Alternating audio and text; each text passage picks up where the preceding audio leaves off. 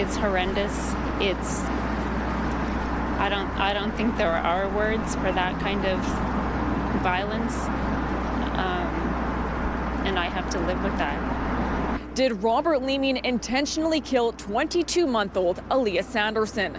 That's the question Justice Keith Yamachi is left with now that closing arguments have wrapped up in this heart-wrenching case. Defense lawyer Balfour Durr spoke first, arguing there's not enough evidence to prove that Leeming did in fact intend to kill the toddler. Most people want to find somebody guilty for that. It's just a reaction. Somebody needs to pay, someone needs to be held responsible. But in our system of justice, it just doesn't work that way. Leeming has already admitted to second-degree murder in the death of the toddler's mom, Jasmine Lovett, with whom he had an on-again, off-again relationship. In court, Leeming sat still, with his head and eyes down, flicking them up throughout the proceedings. Meanwhile, Durr argued the doctor's testimony from earlier in the trial provides Leeming's defense. Dr. Akmal Kotsi-Khan said Aliyah's injuries were not likely caused by a fall down the stairs, but it was possible.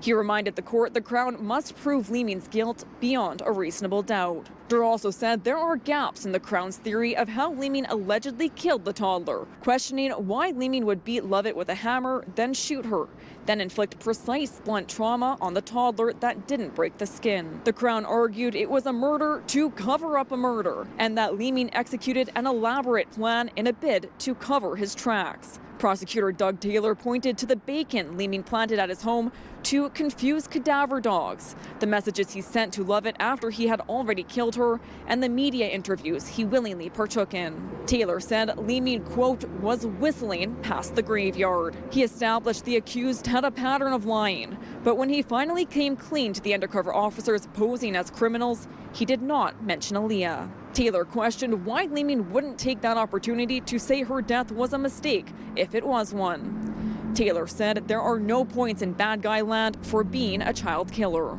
Durr is asking the judge to find Leeming not guilty, but conceded he could find Leeming guilty of manslaughter. There was nothing that said he did it. In fact, there was evidence that a fall, an accidental fall down the stairs, could have caused these fatal injuries for the child. Taylor wants a guilty verdict. Of course, we really want justice in that regard, but honestly, it doesn't matter to me what happens to Robert Leeming because it doesn't change anything. It doesn't bring the girls back. Justice Yamachi didn't set a firm date of when his decision will come down, but we do expect it sooner rather than later. In Calgary, Stephanie Lasuk, City News.